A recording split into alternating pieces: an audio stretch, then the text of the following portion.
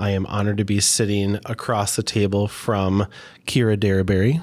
Hello. Thank you for joining us today. Thank you for having me. You are in town for TCPPA. I am. And we were lucky enough to have you come to White House today, and we did a YouTube Live. That was fun. A little bit earlier. Yeah, I think it went really well. I think it's really a good thing to be able to dig a little bit deeper and to be a little bit more close and personal on these, and keeping in mind photography and all the things that we're talking about, but going a little bit deeper. Sure. And you know, the topic that we discussed, I think is, I'm going to stop saying I think is, I know is relatable to everybody out there. And I think that if you don't realize that you're in that boat with everybody else, you maybe are in somewhat of a denial. Yeah. So explain what we're going to talk about today. I'm going to let you do it in your words instead of me taking over. So I thought what might be helpful to talk about today is just something that I know I've experienced. I know other people experience it, but when you're getting into this industry and you're hungry for work and you're like, okay, I got to work on the weekends because that's when the clients are available. I've got to, this client wants me to do a shoot with balloons and glitter, and that's what they're asking me for. So that's what I'm going to give them. That's their need. So I'm going to provide that. But the next person doesn't want that at all. They want me outdoors. So we're just going to go and shoot outdoors that day. And then I have a newborn session the next day. And so it just keeps adding on because you start in this place sometimes where you're afraid to say no to stuff, because how could you be so picky during a time when you're trying to get your foot in the door, you're trying to get your name out there, and then you get to a place where you've diversified yourself so much that you're not finding yourself in the work anymore, and you're not finding joy in the work. Right. And chances are you're probably not doing a great job of any of it. No, because you're not really focusing on any one thing. You know, a long time ago, and I'm like a lot of people, I was watching a lot of online content to learn how to do different styles. I remember watching hours and hours of Creative Live and YouTube, PPA education videos, and I would follow all of these great photographers, and I would learn how they would light or how they would pose, and then I would emulate, because that's the only way you really can learn, right? Yep. And so I would go and I would watch and then do, and then I'd built this portfolio of doing all these things that I was just interested in. And then I had this other photographer look at it one day, and I said, what do you think? Which is a terrible question, because it makes me want to ball up inside, but just climb right under this table. But that photographer said to me, all of this is done really well, I mean, for what it is, but I don't see you in any of this. This looks like it was shot by 10 different people. I can't put this out on the table and look at and scatter the cards around and say, oh, this was done by Kira Derryberry. This was done by somebody who kind of does work that looks like this person and kind of does work that looks like this person, but isn't quite that. Yeah. And so on. And that hurt me a lot. Because I was trying so hard to be everything to everyone, right, and to be really good. And just to go way back in time when I was learning, I can remember going through magazines and cutting things out and looking at high school senior photography competitions and like photographing stuff and keeping that literally on my tripod. And I would go through like my little Rolodex of posing ideas, because when you're new, you freeze up. Yeah, and you think too deep into it, and something doesn't go right, and a pose doesn't go right, and then it's like, oh shit, no, what? And every photographer, like you said, and every model or every subject does things different. You can't take somebody else's pose, work, and make it your own. No, that doesn't work. It's really difficult. But you as the photographer, you're looking at it and you're like, this is what I like about it. Let me see if I can make this. And then you lose your identity in that a little bit, you know, but it is a great way to learn new techniques. It is a great way to kind of like add a new tool to your tool bag, so to speak. But then where do you go with it? Then what do you do with it? Because you kind of end up with like this jumbled ball of things you can do, but none of it that you really do well, like you said. Yeah, for sure. And I bet you if we took a poll of everybody that's listening now, what would you suppose would be the main cause of anxiety in photography? What type of session? For me or for everybody else? For me, it's weddings. For you, it's weddings. Yeah, I've done 4 of those in my entire career. Yeah. And they were not great. Yeah. And in fact, the first things I did when I was out of college, I shot a couple of weddings, and they went so badly because I had no business doing it. I never even, I barely been to any weddings, let's be honest, at that point in my life. And so I shot a couple of small weddings for friends, and they didn't go great. And I thought, well, there's 4 years of college. I guess I won't be a photographer now, and I mean, that is the truth. They weren't that they were so terrible. I have no idea what the images even look like, but I wasn't good at it, and I remember I set up cause I wasn't shooting with any lights. So I set up the bridal party outside in the garden of this church, and the mother of the bride came barreling through and was like, "What are you doing out here?" And I was like, "Well, I'm just getting set up to have the bridal party." And she goes, "Everyone knows that you do that inside the church." And I thought, you have to do it on the altar. Everyone knows that? Yes, of course everyone knows that. And then I go in there, and there's no windows in this church. I mean, you know what I mean? Like, so what am I supposed to do? I was so ill-equipped to handle a situation like that. And so I thought, well, I never want to go through that anxiety or that experience again. I'm going to have to never be a photographer for money. And so I didn't pursue it for a few years, literally because of that. Yeah. That's a terrifying moment right there. It's horrible. I was like 21 or so, 20. Yeah. It was awful. I can remember back in the day, my first few weddings, boy, they were rough, And I was working for somebody at the time, and I can remember whenever he asked me to go out for lunch, it wasn't good. Yeah. And then it was back in the film days, here's the proofs. Mm-hmm. I can remember pointing at one of the images, some grouping that I did, and he's like, "If you ever do this again, you're fired." At least you had a guidance. I had nothing. I had no person to look up to or ask for help or anything. I just was flying by the seat of my pants. And the mother of that bride, she was, when I brought her, so basically I charged for 2 rolls of film. I charged her for 2 rolls of film. That's it. That's all. And that's what you charged for the wedding? 2 rolls of film. Oh boy. And I shot 2 rolls of film. And then I printed 2 rolls of film. And not all of the 2 rolls of film turned out, obviously. Oh my gosh. And so I put them in an album that I bought from like a Steinmart or something, you know what I mean? And then I brought them over to her house, and I gave them to her. And she was very kind, because it was just so clear I was out of my. When I look back on this, I was like in a full sweat, And this was my friend that I'd grown up with's mother, so she also at least knew me, right? And so I'm handing her handing the album, and she looks through it and she goes, "Well, you didn't really get the food tables very well, but you did a good job." And she wrote me a check for $200.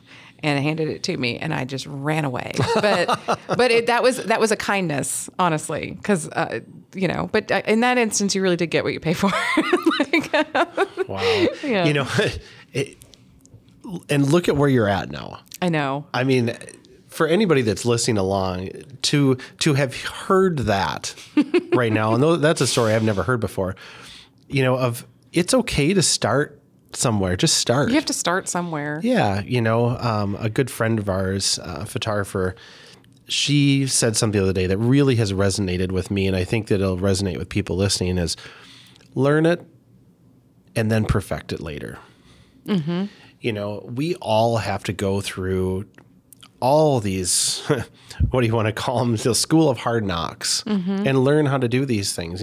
We're sitting in the video room at White House right now, and you've got your gorgeous images up on the wall, and looking at those and then thinking about that story that you just told, that's the same person. And that's so crazy to think about. Yeah, it really is. It's really incredible, and it's not like a whole lifetime. That was what, 10 years ago, 12 years ago? 10 years. No, that was longer than that. I'm 41 now. I would have never guessed it. A long time ago. But I mean, that is relatively short in the human experience of learning and perfecting your craft and getting to where you're at.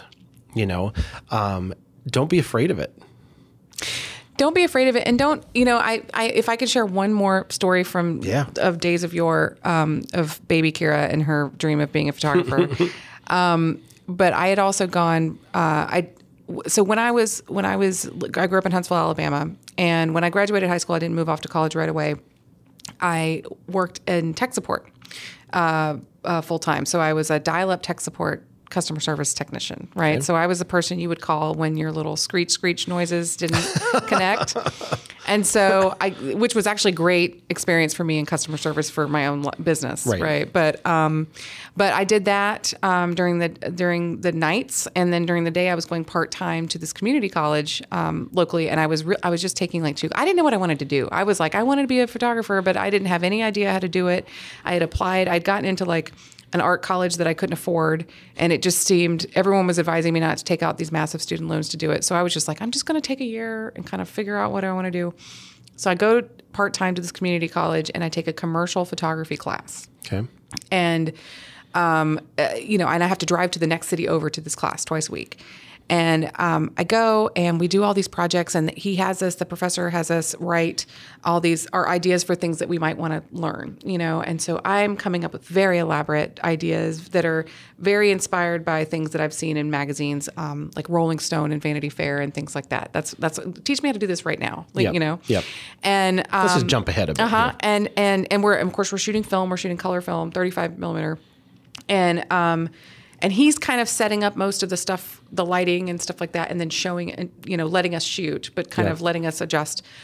So I had ended up with this commercial portfolio of product work is what we ended up doing. So like a Jim Beam bottle, and sparkling grape juice, using glycerin to sort of make it look like it was perspiring, water from the cold, things like that. So I have this portfolio, and we're going through the portfolio at the end of the semester. And I'm just so excited. I love a critique. I mean, and so I'm so excited to find out, because obviously I expect him to be like, you're amazing. You're better than me. Why don't you take this job? What am I, and so, and he goes through it and he says nice things about it. But at the end he goes, you really like this, right?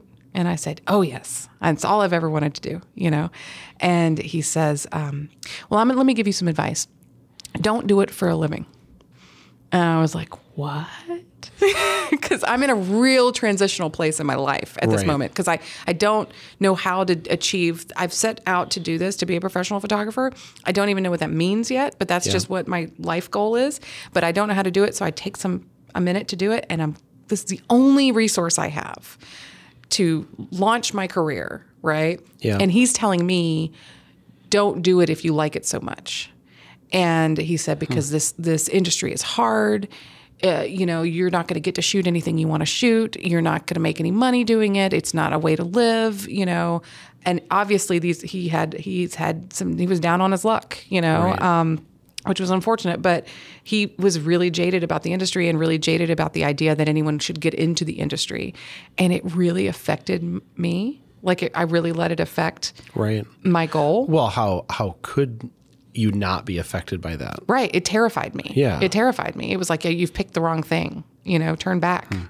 And so I did turn back. I just, I was like, well, I guess I'll just keep doing this job. Maybe I'll go into retail management, because that's like something else that I can do. Or maybe I'll go to college and study something else. And it set me back like years. Can you imagine how I could have tackled this sooner in my life? I wasn't until I was 28 that I got into the industry, even semi-professionally. Wow. So 10 years, because some guy who may have personally been having an issue that really had nothing to do with me. Right. Wow. Told me, and I listened to it. But I mean, I think that's just our natural response. You have somebody who's in a, position of power, instructor, that tells you that. What? Yeah. Come again? Yeah. I mean, but then, on the other side of the coin there, you could also say, well, it wasn't the right time, because look at, I'd be remiss to not acknowledge the success that I've had in the career that I've had in a relatively short amount of time as a professional in this industry and serving on the board of directors of PPA. There have been opportunities that have come from the stuff I have been involved in that maybe I wouldn't have ever even gotten to. Right.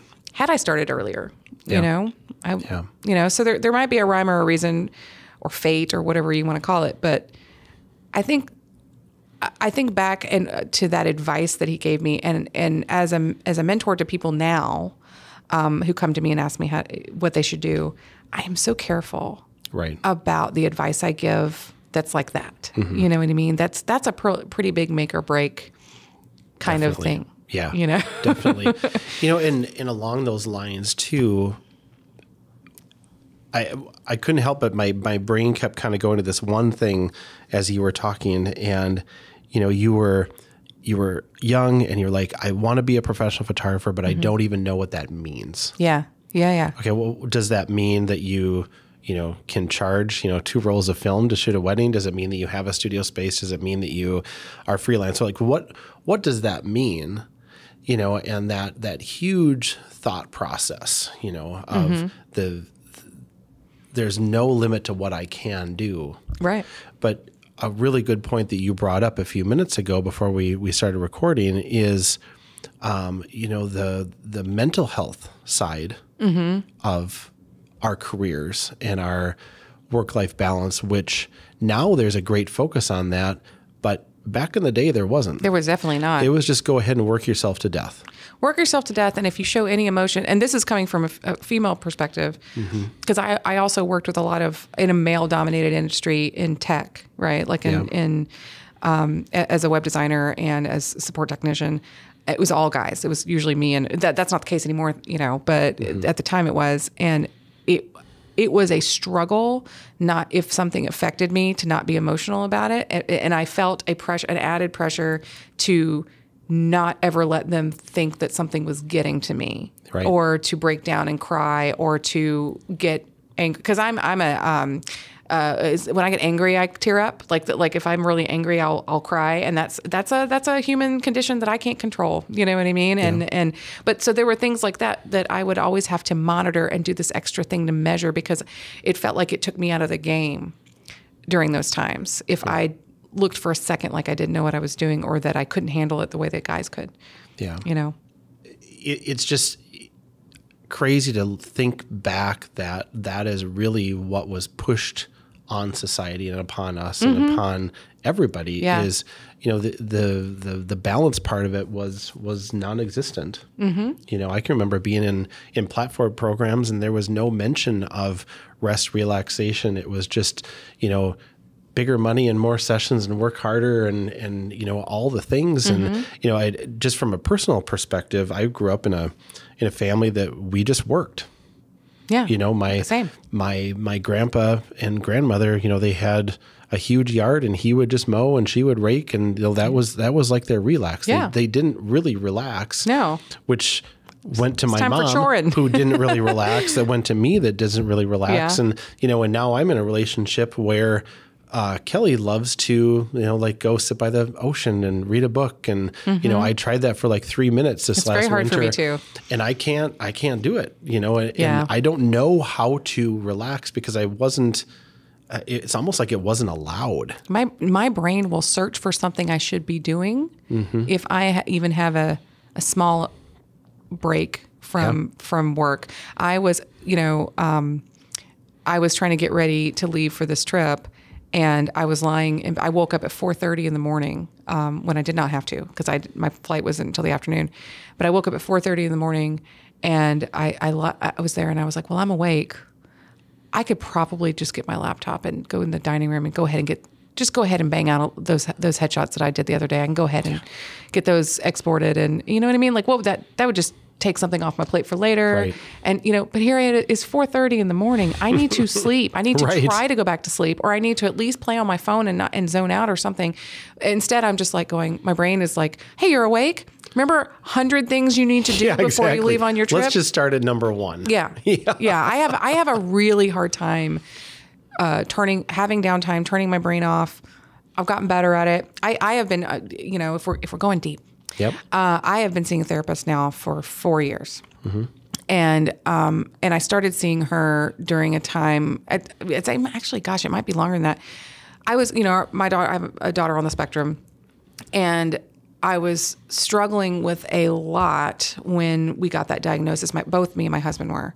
in different ways. Yep. And I feel like I was just not handling it very well. And I was like, it just seems like I need to talk to somebody about it. So I found somebody that I can see online, which is great. Yep. And which I highly recommend if anyone's like worried about having to go to online is the way to go. But I started seeing her, and she helped me sort of realize that I was going through some stages of grief with what I thought that the childhood that I was going to provide for my child was supposed to look like, and what raising a child would be. You kind of get it in your head like what that's supposed to be. Oh, they'll go to prom, or I'll teach them how to drive, or we'll go to an A honor roll thing, or we'll go on field trips and whatever. And we do those things, but the expectation was very different once we got that diagnosis, and I was in this like stage of sort of rejecting the premise at the same time of clinging to, well, no, she can play. I played softball. I could sign her up for softball, but in reality, I really couldn't. Like, her motor skills are so delayed that probably wasn't going to be something in the cards for her that year, or even that she wanted to do. Right. So, taking time to have somebody to process those things with has been helpful for me, because I was speaking to somebody a while back, and they were like, well, how long do you think you'll do the therapy for? Like, I mean, at what point do you think you'll figure out what the problem is? Like, when will they give you the diagnosis and then you could move on? Wow. And I was like, no, that's not what this is. Yeah. Like, I'm not trying to solve a mystery. I'm not trying to find out why I do the things I do.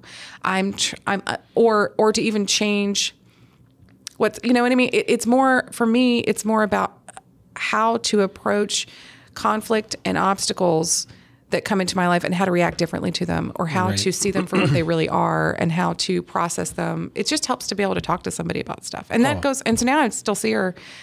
We talk about Lucy, but we talk about work. We talk about PPA. We talk about how, that work-life balance stuff and how I'm, managing it all, because it really helps you process. Absolutely. I think everybody should be talking to somebody. I honestly think it should be mandatory. I think it should be mandatory. and I honestly, in the last few years, I've tried to talk about, to be more open with the fact that I've been seeing a therapist for a long time, because there is a stigma to like, oh yeah, well, you're a little crazy, so I can see that. You know what I mean? But that's everybody's a little crazy. Yes. Everybody deals with, every single person. I was having these panic attacks, sometimes, and I need somebody to help me kind of like, when it's coming, to identify when it's coming and to approach it differently so that it doesn't happen. Yeah. Yeah, and for sure.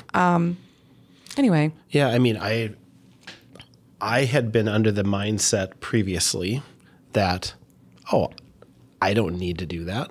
I can just fix myself. I can fix myself because I know what the problem is. Yep. I know what the problem is. I can do it. And couldn't be further from the truth. That's actually a recipe for disaster. And I learned that, and going through, I've been doing the same thing. I've been in therapy for a long time, and it's so healthy. It is. And it can be for any reason that you want it to be. Any reason that you want it to be.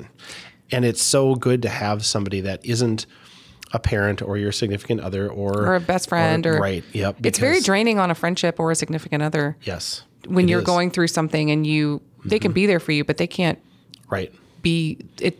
It's bad. It can be very bad. I've had friendships suffer because of it, because I'm a talk through a problem. I'll talk about the same problem, like a lot. Yeah.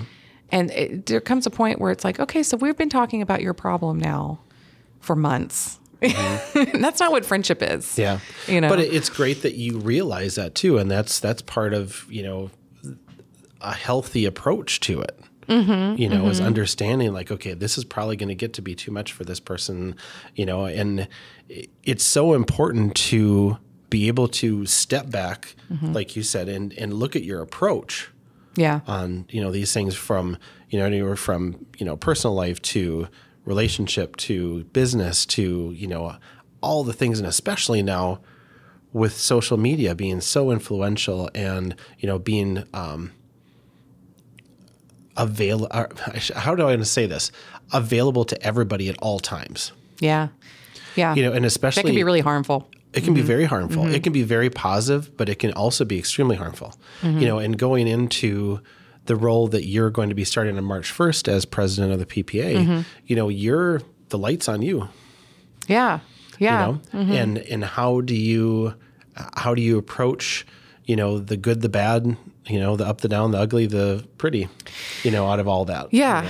Yeah. I mean, there have been times, where I will just abstain from if something is going, from reading on social media, because your impulse is to always like engage immediately so I sometimes will, frankly, if I see something negative coming, I will pull back, because if I go down that rabbit hole, I'll spiral out. And I just know that about myself, so I will pull back. I try and look at things from a positive standpoint. And I also try, when I do get upset, or if something has affected me, my mood, I try and sleep on it before I react to it. I try and publicly react to it, so I'm not a big like poster on social media anymore. I used to be. I mean, I post my work and I post, stuff on stories and stuff like that, but I used to be much more on and participating in Facebook and Twitter and things like that. And I don't do that so much anymore for my own. It's one of the things that I do to sort of help my own mental health, right? Is to not do it so much.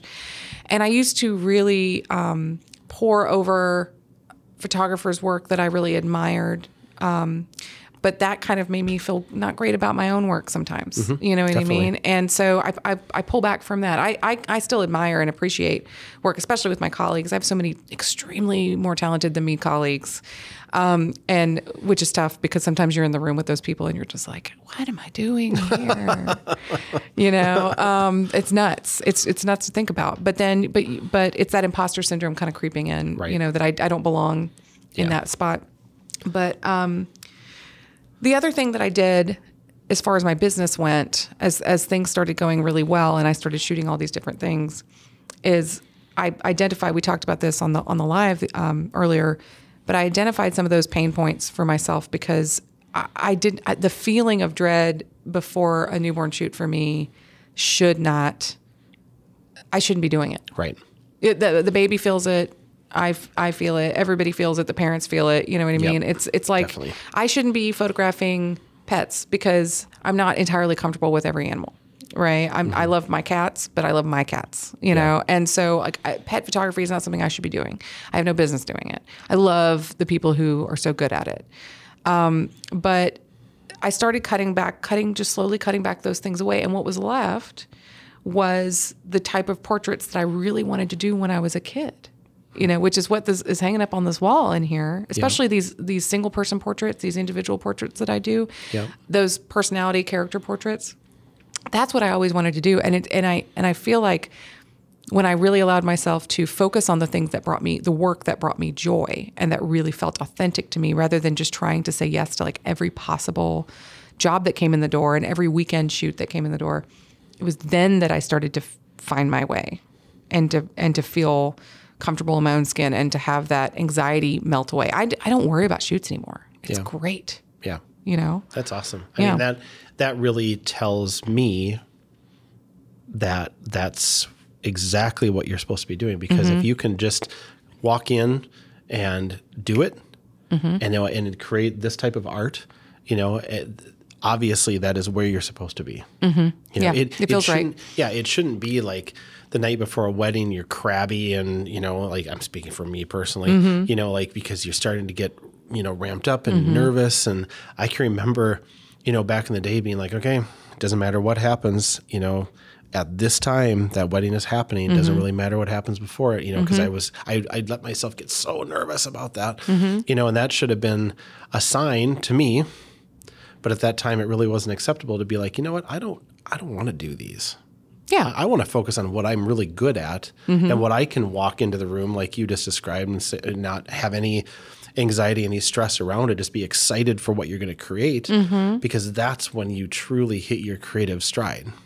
Well, exactly. That clarity, when you're fussing with lights and you're so worried about, oh, okay, am I going to get this lighting ratio right? Or am I going to, maybe I'll try a different light today or try a different one. All that stuff are variables that cloud your ability to work with the client and pull the best possible image. I mean, and I'm speaking strictly about portraiture, but you know, pull the best possible image of that person because they need to connect with you. Right. I mean, there's certain things that I do now. My face isn't even behind my camera anymore. It's mounted. I used to think, oh, I'm never going to use a tripod. I'm never going to use a camera stand. That's so stiff. And no, because I know now in my old wise age, but I know now that the only way for me to really connect with the person in front of them is for me to be able to look at them and speak with them and smile with them. Yeah. And if they can't say, clients tell me a lot. They're like, I'm smiling because you're smiling. You know what I mean? And it's because I can't even help it. I just do it all the time. Like they're smiling, I smile. I don't know who's doing it first, but it happens. Yep. And it becomes an authentic look on the face of the subject. But if I'm sitting there fussing with lights or trying to figure out like a set or a prop or whatever, or the technology, if I don't understand my camera's not working, my tethering setup, if I fuss with any of that, the most important thing of the shoot is gone out the window. Yep, absolutely. You know, and I'm grateful that I'm at that place, but also I had to sacrifice a lot of things that I thought I needed to do, like being really creative and different with my lighting all the time. Yeah. If you really look at the work that I'm doing now, if you really look, there's a theme of light that goes across all of it, and it's generally the same. Yeah. You know, and why should it be different? Right. Yeah. And, it represents a body of work. Mm-hmm. It's starting to look cohesive. Yeah, exactly. And I think that's great. I mean, you look at, some of what I would consider to be the most successful photographers currently, you can look at one image or 10 and exactly who did it, and that's the dream. Yeah. And, and that is being on point with your brand. If you have 12 different styles, where's the cohesiveness? Yeah. And what is the client now coming to you for? I mean, it's one thing to be a jack of all trades, and I know some jacks of all trades, and they are awesome. And you can throw them into any scenario and they're going to know what they're doing. And I think that confidence is something that certain clients come to that photographer for. Yeah. I don't have to worry about anything because, for example, Dan McClanahan knows what he's doing. We can put him in any situation. We don't have to worry about it. Yep. Right.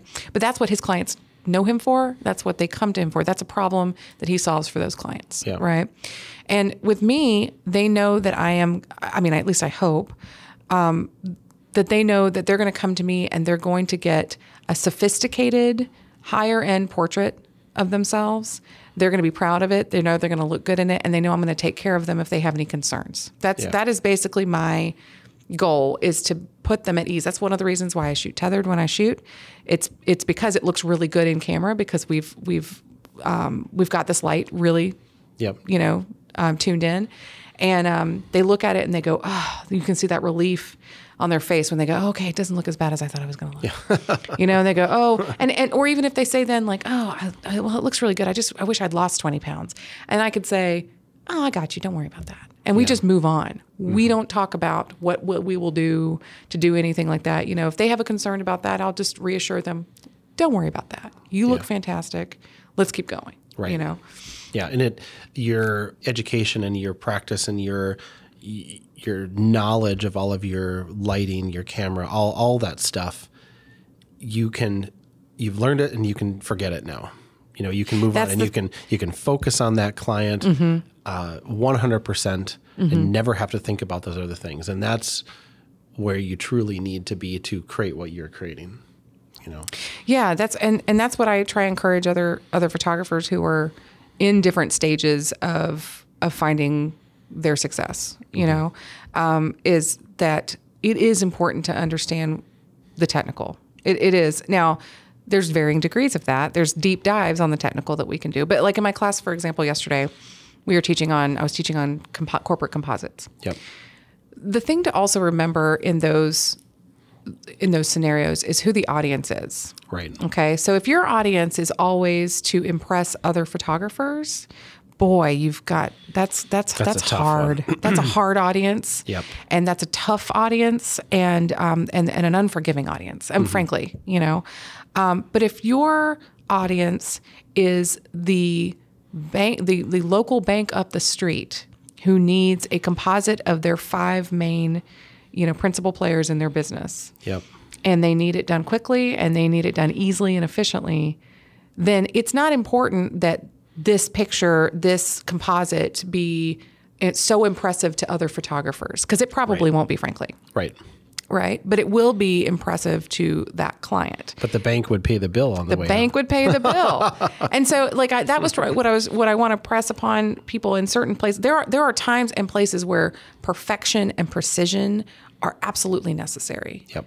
But there are also times where it's a waste of time. And maybe that's the taboo thing to say, but there are certain audiences, certain clients where that's not what this is. Yep. And being able to recognize that takes, for me, that is what a weight lifted, because I am a perfectionist. I am a precision person. I am let's tilt this light just a little bit more to the left and feather it this way. Maybe if I adjust, I'm that person. Let's add one more light, or let's do that. But I can't be that person for all of my clients. For my corporate clients, that doesn't get them in and out of the door in 15 minutes. Right. So the anxiety is gone, because that particular client that I serve comes to me for that product. The family or the portrait person or the branding person that comes to me for the higher end portraiture, they're coming to me for that. And those are the two things I do. Right. I don't do the boudoir anymore, the newborn photography, the pet photography, it's cake smash. I always come back to the cake smash. Always the cake smash. I always come back to the cake smash. I'm sorry, cake cleanup. smash. So much cleanup. I'm messy as it is. Isn't it kind of ironic? Sitting here listening to you and thinking back about how even, say, 10 years ago, probably, maybe even less, it was almost like a badge of honor that was worn by professional photographers about how much time they spent retouching and editing and in Photoshop. Yeah. And how that has really changed to, I don't want to spend time in front of my screen anymore. No. What's the easiest solution that's going to get me the best possible outcome? Yeah. It's interesting how that pendulum has swung. Because I think people, there's so many automated things coming. We talked about that too, but there's so much automation that's already happened that you almost have to embrace the change or be left behind. You know what I mean? And frankly, I was speaking to someone from TCPPA this week, and she was saying that a person she spoke with said to her that why would they turn down that weekend job? It's money. You know what I mean? Because you have to have downtime. Right. Because you have to be able to have time alone. Well, I work a full-time job during the week, and the weekends are only, and that is your choice. But to be able to get to a place where you say, I shoot these types of portraits 2 days a week. Sign up here to do that if you'd like, or book, with us on the phone. That's when we do them. Right. And then we don't do them on the weekends. Like I don't shoot any headshots on the weekends because it's a commodity volume gig. Yep. But I will shoot a family session for a client that wants me to commission a 60-inch piece for their wall in their home, because we've planned the outfits, we've done, and the weekends are all they're available. I will do that. Yeah. For that particular client, because that requires a different thing. Right.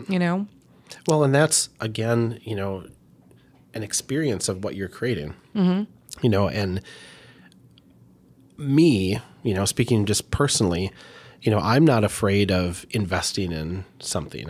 I've never shied away from that, but now I want there to be an experience to go along with it. I want to have that amazing service at a restaurant. I want to, go and whatever that may be, and what you're describing when you're, working closely with a family, you're designing the portrait, you're designing the clothing, the location, all the things, that is part of your experience. Yeah. That's the hand-holding that's required to have a family portrait by Kira Derryberry. Right. Right. Because we've got to be in step, because it's a collaboration with the client.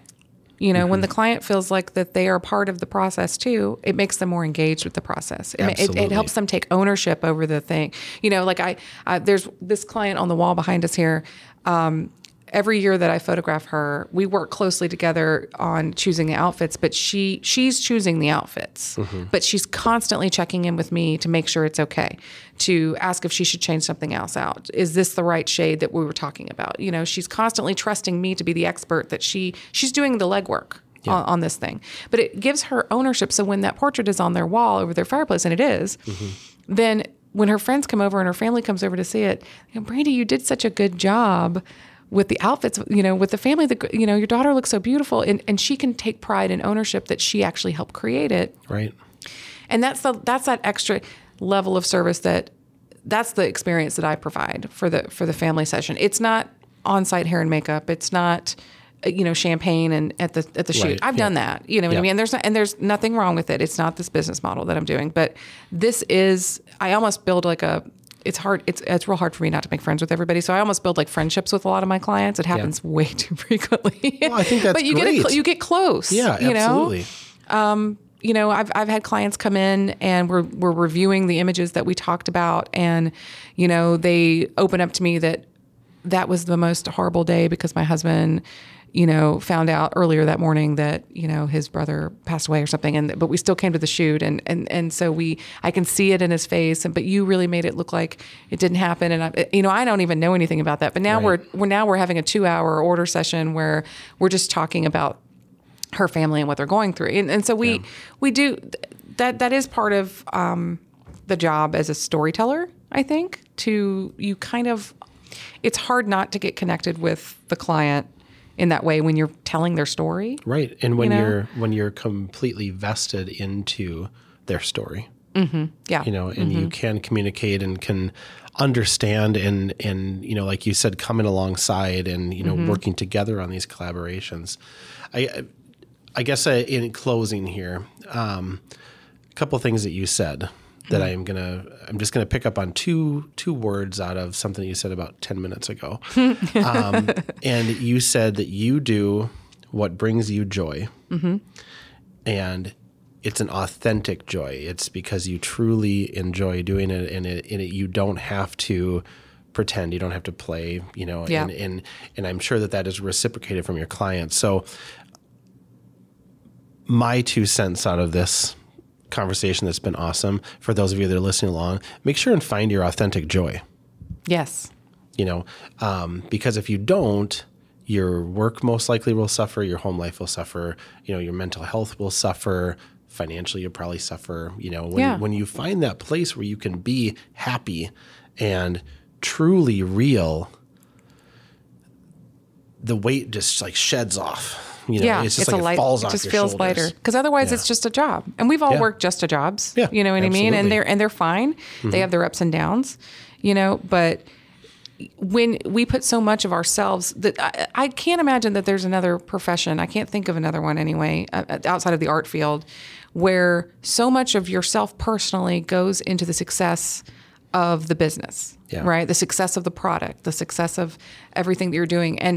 And so because it's very taxing on you emotionally and in your mental health. We're not here selling paper. Right. I mean, you are. Yeah. But a lot of it. But it's not just that for us, because it's just a job where your hands are in everything, And so I think that it's natural and it's normal to be so close to it that it almost suffocates you. Yeah. And so that's why it's incredibly important to be authentic to yourself and to what brings you joy, because if you don't, then it's going to take you under. It's just too immersive of a job. Yeah. Absolutely. So for people that are listening along, where can they find you, Kira? I know that you have a podcast. I do have a podcast. That you do with your good friend, Mary Fiss Taylor. I do. Tell us about that and like where you're online and where people can connect with you. Yeah. So Mary and I have a podcast called Get Your Shoot Together, and you can listen to it everywhere podcasts are played. We kind of focus on this topic a lot of times, the work-life balance of the business of photography. Mm-hmm. You guys can also find me on Instagram at Shakira, and that's spelled Shekira, because I'm an early adopter. So I have at Shakira at Twitter, at Shakira at Instagram. And so you can follow me there, and you can find me on Facebook at my Facebook group, which is Level Up with Kira Derryberry. Awesome. Well, we really appreciate the conversation. This has been great. It's everything that I hoped that it would be. Good. So we have to get you to your next speaking gig. That's right. You're going to use up all your words today. I won't have any words in a few hours. I'll just be done. Right. My word will be like, can I have a glass of wine? Right. Yeah. And then can I have another glass of wine? And then one more. Yes. Well, thank you so much. Thank you. Best of luck to you as incoming PPA president. Thank you so much. We know you'll do awesome. And I'll try not to let you guys down. Oh, you'll do do fantastic. And for everybody listening along, thanks for joining us, and we will talk to you soon.